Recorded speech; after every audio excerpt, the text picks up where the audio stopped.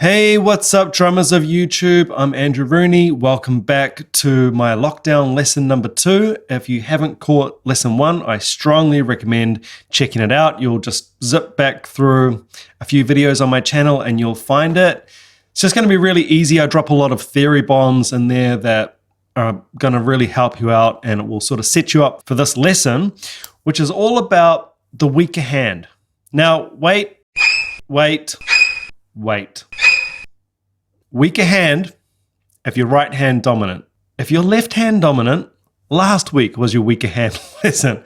So this week, most of us are right hand dominant, and we're pretty poor actually when it comes to our left. So today is all about that, and you're going to find that it's going to iron out a lot of problems in your drumming if you focus and you put some attention into your weaker hand.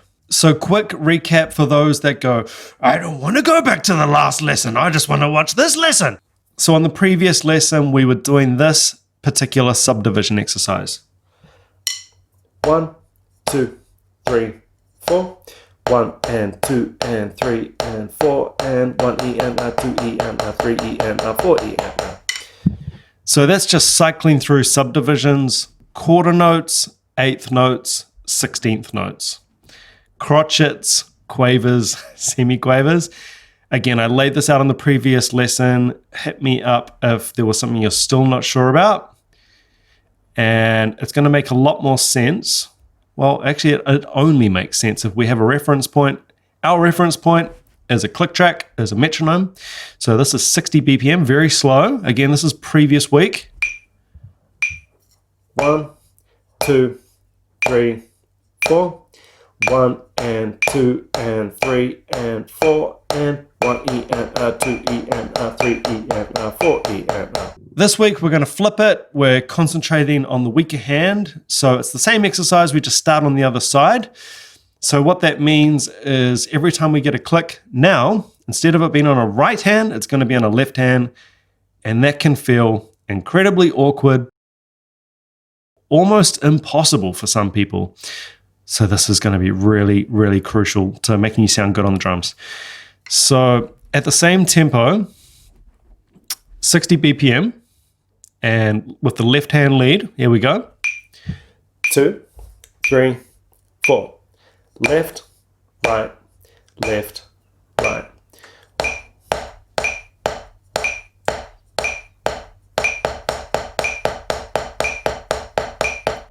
Counting, 2, 3, 4, 1 and 2 and 3 and 4 and 1 E and a 2 E and a 3 E and a 4 E and a 1 more.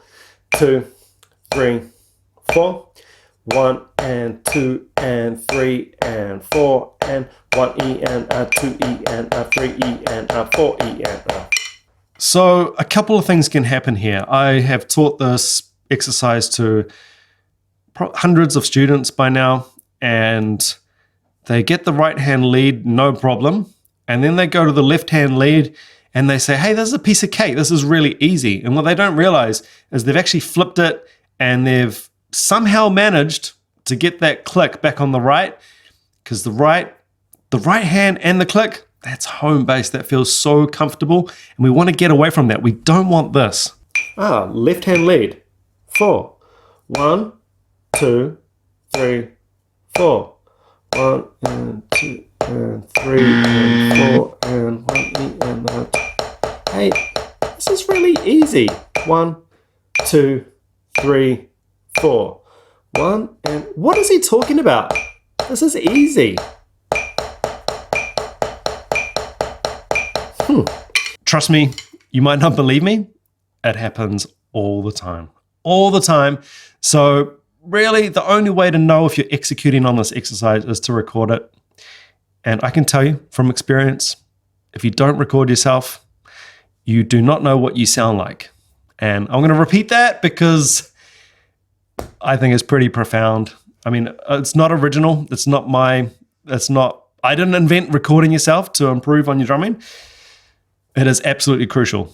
If you don't record yourself, or if you haven't recorded yourself, you do not know what you sound like. And it's also the only way to really honestly monitor what you're doing and if you are sticking with that left hand lead and if you are burying the metronome. So burying the metronome where we basically can't hear it anymore in an ideal world, or we're just landing so much on it that that stick hit on the pad becomes one with the click. Let's pick this thing up a little bit. Let's go up to 80 BPM and left hand lead. Remember, here we go. 1, 2, 3, 4. 1, 2, 3, 4. 1 and 2 and 3 and 4 and 1 E and a 2 E and a 3 E and a 4 E and a left, right, left, right, left, right, left, right, left, right, left, right. Too fast to say.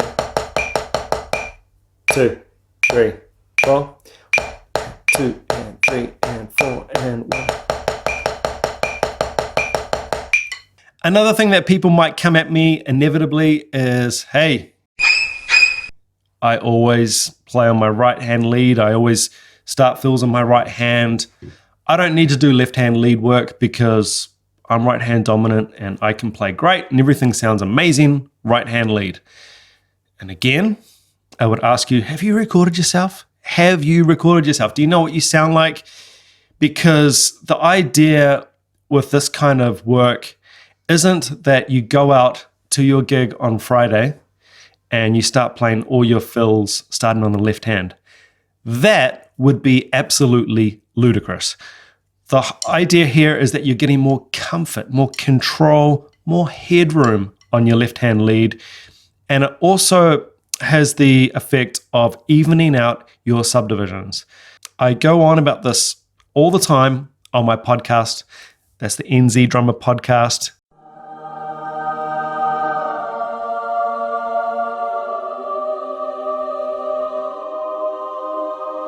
Check it out, where it's very easy to hit the metronome points and not sound good.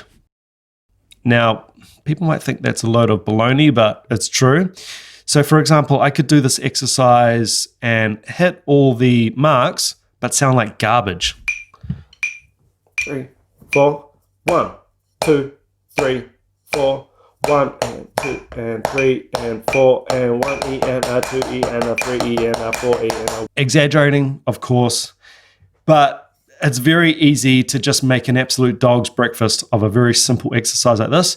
So we want to execute things at a high level, execute simple things at a high level. That left-hand lead is going to iron out the subdivisions and you're just going to get a lot more comfortable in between the clicks. Okay, remember, in between the clicks, just as important as the actual clicks. There's a lot of space in between these clicks and there's a lot of space to get things wrong. So with that said, I'm going to crank it up. Let's take this thing up to 88. Then you're going to see some serious. I'm not kidding. This is 88. This is Back to the Future speed. Here we go. Left, 2, 3, 4. 1 and 2 and 3 and 4 and...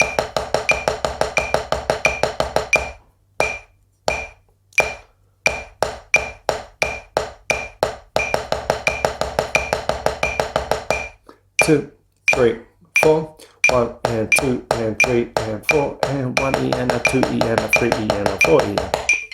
Let's pick it up to 100. Right on there. Let's go. 2, 3, 4.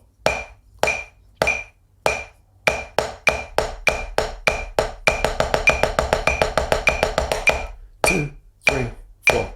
1 and 2 and 3 and 4 and 1 E and a 2.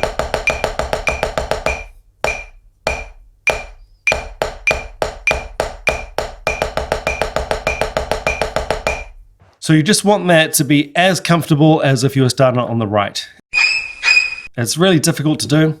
I'm not as comfortable starting on my left because I don't practice as much as I do with right hand lead, so I'm just not as comfortable. I probably wasn't quite burying the metronome there, but I'm certainly doing my best, and that's my goal, is to bury it and to get a lot of comfort and a lot of control out of my left hand, just as much as I do on my right hand. Please hit me in the comments with a video of you playing this exercise, this great subdivision exercise as a left hand lead. Remember, honestly, if you don't record it, it never happened. Because you just don't know what you did. You might have done the whole thing wrong. So record it, upload it, let me see it. I would love to see it. I would also like to know what you are working on. What are your goals at the moment? What are you working on? Are you in a lockdown situation? No gigs, you can't play. Maybe you can't even get to your practice room. Let me know what you're working on. And well, hopefully it's a little bit of this. Hopefully you start incorporating a little bit of what I'm rabbiting on about. With that said, be sure to subscribe, hit the like button, all that good stuff. And let's play out at 120. But honestly, make sure to subscribe because I'm going to drop a new lesson every week. And I would really like for you to come along on the journey, and we can talk drums, we can play drums, we can theorize, but also put things into practice. I'm going to play out at 120. 1, 2, 3, 4.